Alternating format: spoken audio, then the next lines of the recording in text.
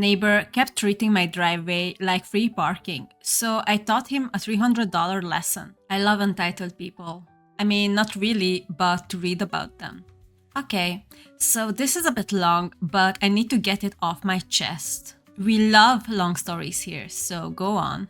I live in a small cul-de-sac, nothing fancy, just your average neighborhood. My driveway fits 2 cars, mine plus my husband's perfectly fine. For the most part, everyone here minds their own business.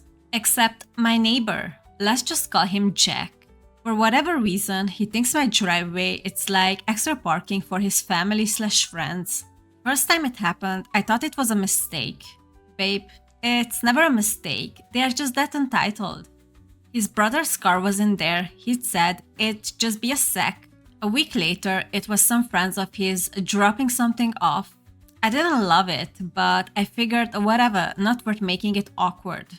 Yes, but because of this, now he thinks he can do whatever he wants, and you will bend to his will. But it kept happening. I'd come home from work, I'm a nurse, so some days I'm wiped out, and there's a random car blocking me. One night, I literally had to park halfway down the street and carry 5 bags of groceries because his buddy's truck was in my spot. Absolutely not. Where's your husband? He should have go over and talk with this guy. Every time I said something, he'd do that half smile and go, "Oh yeah, sorry, they'll be gone soon." Like I'm being difficult. Yes, from his point of view, you are difficult now because so far it was okay, so what's the fuss now? It doesn't mean that he's right, but that's what he thinks now. The final straw. I get home late Friday night after a 12-hour shift. Still in scrubs, starving, with takeout that's already getting cold in the passenger seat. And boom, giant white SUV just parked dead center in my driveway. Not even off the side, like full on blocking me from even pulling in. The audacity. I don't understand. Some people think they're the only one in the whole planet. I knock, no answer. I call Jack, he finally picks up and super casual goes, "Oh yeah, that's my in-laws. They'll only be there a couple of hours, just park on the street, it's not a big deal." Well, Jack, why is not your in-laws parking in the street if there is space? That's not your spot, it's your neighbor's. Get the hell out there, right now. That was it for me. I called a tow truck. And yes, I checked before. Where I live, if someone blocks your private driveway, you're allowed to tow immediately. As you should. Tow guy showed up in 20 minutes. SUV was gone before I even finished half my fries. I don't even know what they expected you for real. You even called them and mentioned that you cannot park in your own place. So yeah, at the end of the day, that was the last resort you could do.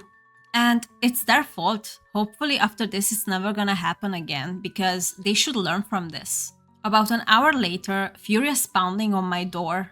Jack's beat red, his in-laws are yelling in the background, and he's going off about how I didn't have to take it that far. Yes, you did. This was the millionth time they disrespected you. This was the only way, especially after your call. I just said, you told me it wasn't a big deal, so I treated it like it wasn't a big deal. Then I closed the door. They had to pay almost $300 to get their car back.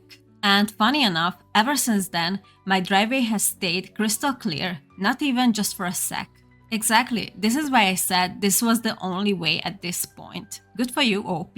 Love the logic here, just park on the side of the street, it's no big deal. If it's no big deal, WTF did your in-law knowingly park in a stranger's driveway instead of parking in the street? The self-entitlement here is wild. Yeah, it's wild, but it's not surprising. There are a lot of people like this, unfortunately. They are very entertaining though. Congratulations! You just unlocked neighborhood parking enforcement officer mode. He gambled on your kindness one too many times. Lesson learned. Isn't that very interesting that you called the tow guy just once and they never ever parked at your place again? You had more patience than me. Second time would have been a warning. Third time, towed. They believe you to be a rollover. And you were.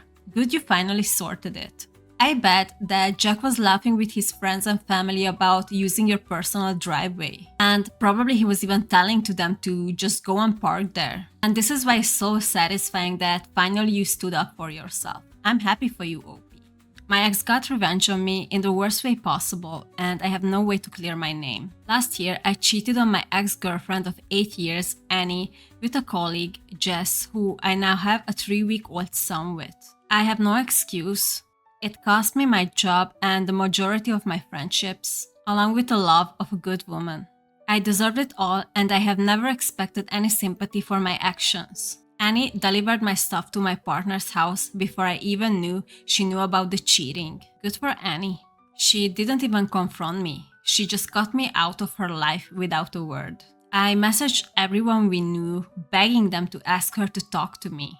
And I sent hundreds of messages telling her how much I regretted everything and wanted her back. Too little, too late. I never got a response. Jess saw the messages and it obviously caused issues between us in the beginning. But she fell pregnant quickly, so we moved past it for the sake of our family together, which we both wanted. I'm 100% committed to the relationship and haven't even looked at another woman since things settled down. In the final stretch of Jess's pregnancy, about a month ago, I saw Annie in a shop for the first time since the breakup. She was pretty cold towards me, but said that a few months ago, she found a keychain my granddad got me when I was very young. It's not valuable, but she knows it means a lot to me, and she said I could come collect it the following Saturday morning. I explained that was 6 days after Jess was due to give birth, so I probably need to be home, but she just said I could either get it on Saturday or it was going in the bin, so I agreed a time to go over. Annie is cooking something. I would be careful if I were you. My son was born a few days late, but he's perfectly healthy and wonderful. So he was less than 24 hours old on the Saturday I needed to collect the keychain. I planned to pop in on the way to the hospital, but when I got to my old house, Annie invited me in to talk about how things ended between us. I don't think you should go in. This looks like a trap to me. Just ask for the keychain and leave. Don't go in. You have a son, not even a day old. Go to the hospital. Now. I thought we had a good conversation and that both of us walked away with closure. She let me apologize for the way I treated her, wished me the best with my new family, and hugged me as I left. Okay, we're gonna see though. After all, this is a revenge story. I admit I held on tightly for the hug, but it was purely because of the relief, not lingering feelings. I spent less than an hour at her house, then headed to the hospital. I didn't tell Jess about any of this because I know she still feels insecure about Annie and I didn't want to add fuel to that. Okay, you are never, ever lie in a relationship. No matter what you did, it's gonna come out at the end. And if you also lied about it, it's just gonna make 100 times worse. So I'm already seeing your downfall. Because at minimum, your current partner will figure it out that you were lying to her. When I arrived at the hospital after seeing Annie, Jess had revoked my access and the ward manager wouldn't tell me why. Yeah, I knew. Annie came with a plan and you just fall into it. I ended up being removed by a security guard because I was denied seeing my son for the second time ever and didn't respond well to being blindsided. I tried calling Jess and her mom over and over, and the only response I got was a screen recording of a message from Annie. It was doorbell footage of me walking through the door at 9:30, then back out just after 10:15, and the hug is only partly caught, so it does look like we could have been kissing. I told you to don't go in. Why didn't you listen to me? The message Annie sent with it said, did he even shower and change his clothes between loving me and holding his son? Annie is savage. Congratulations on being stuck with him for the next 18 years. I hope it's everything you dreamed of. Unfortunately, she ate with that and left no crumbs. I'm not the best person to read this story because I hate cheaters. I would never be on your side and I don't feel sorry for you. No one believes this is a setup at all. It's something I would never have expected from Annie. I'm sure after 8 years, she never expected you to cheat on her. And no one else would either, so they are completely rejecting the idea that this is a lie. Plot twist. Maybe it did happen, and you came to Reddit to create a backup story for yourself where you can fall back to. Nah, it probably didn't happen because I don't think that Annie would do that. I sent her a message asking why she did this, assuming I still be blocked. Her response was that she wasn't going to let me play innocent and that I may have deleted all of our messages over the past few months, but she hasn't. Annie is a complete mastermind. I love her so much. Obviously, there are no messages, but she blocked me again straight after, so I have nothing at all to exonerate myself with. She waited in silence for almost a year, then took the most cruel and vindictive revenge she possibly could. I have met my son once, minutes after he was born, and now Jess is refusing any contact with me and won't let me see him. Court will take months, and my heart hurts every minute of every day. So now you know how Annie felt for probably a very long time after you cheated on her. I know what I did to Annie was horrible, but I don't deserve this. I have no one to talk about it because not even my own mother believes me. Her only question was why I ruined my life with a baby when Annie was willing to reconcile. And that's about the most supportive thing she'd said to me since I was dumped. The few friends who stuck with me are assuming the worst too. And it's killing me that not a single person I know sees this for what it is. Everything is ruined. I guess that's the consequences of your actions. It's not much I can say about this to you since I'm on Annie's side. Yes, her revenge was vindictive, but she lost 8 years of her life. It was wasted on a man who humiliated and cheated on her. The fact that nobody believes you is just shows that nobody feels like you would be the type of person who could be trusted. And the only person who created this reality of themselves is you. I cannot wait to see the comments on this. Of course, Jess believes her due to that she and you are both cheaters and she accidentally got pregnant right after you being dumped by your 8-year girlfriend. Jess wanted to make sure you didn't go back with Annie. I'm sure Jess is looking at and saying how I got him is how I lost him. Don't worry, Jess will come back as she was good hooking up with the taken guy and doesn't want to pay for everything. Isn't that interesting how Jess was okay with cheating with a guy who had a girlfriend? But when it happened to her, she completely cut you off. Imagine wasting 8 years of your life for this guy and he has the balls to say, I don't deserve this. Everybody thinks you did this though. What type of person you are that nobody believes you. That tells a lot about your character. The fact your own mother doesn't believe you suggests that you have had this coming for a long time. That's the most surprising thing for me as well. Mothers have the tendency to see their kids in a best way. Anyway, we're gonna move on for the next story. Sometimes revenge happens on its own. Happened 20 plus years ago. My brother has always helped himself to my stuff. Money, clothes, etc. Without asking, I had a beautiful pair of Timberland shoes that I kept at the family cottage in my bedroom that went missing. I asked him about them and he claimed to know nothing about them. A few months later, I am at my mother's house for Christmas dinner when my brother walks in the door wearing my shoes. Is the audacity on sale again? Or what's going on? Oh, are these yours? He asked innocently. I dropped them off next week. No, at this point you're gonna purchase a brand new one since who knows how long you were wearing them. You know, got them well, they are mine. You would never spend money on quality shoes. My mother jumped in. Oh, he just took them by mistake.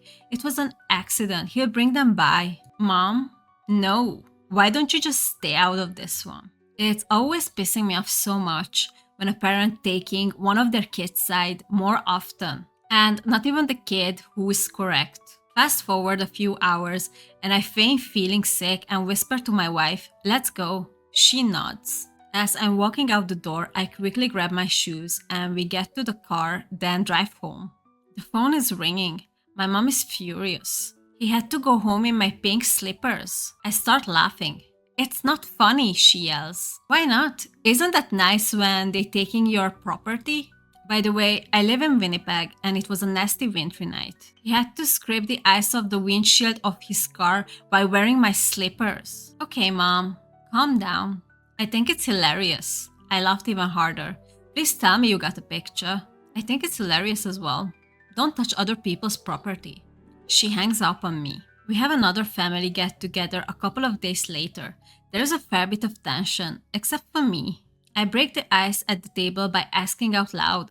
So, did you remember to bring Mom's pink slippers? Nice one. I wish there would be a picture of that too. But I hope after this he learned his lesson and never touch your stuff again. Especially not without asking. That is so rude and disrespectful.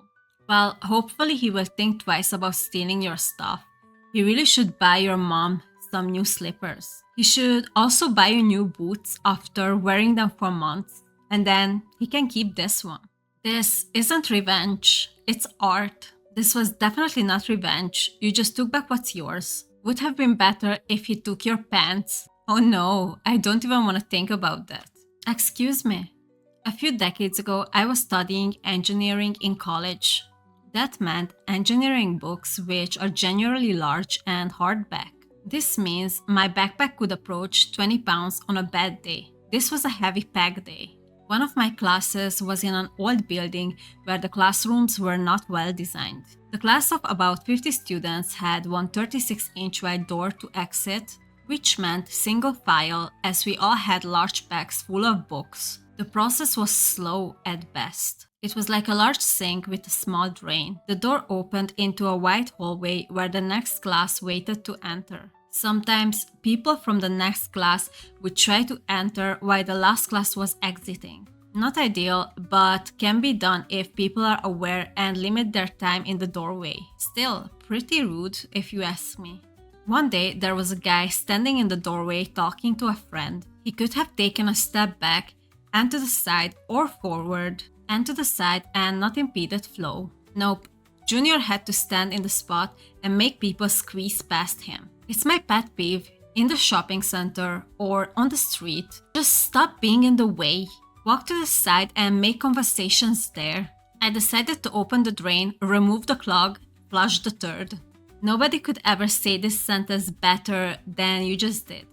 I slung my book bag on my right shoulder, walked quickly towards the door, and as I entered the doorway, turned sideways so I could pass through and said, "Excuse me." My body could fit the gap he left in the doorway. Book bag could not. My book bag swung around my body and caught him full in the chest. He was knocked out of the doorway and speechless as he didn't expect the hit, nor was it obvious that I had planned it.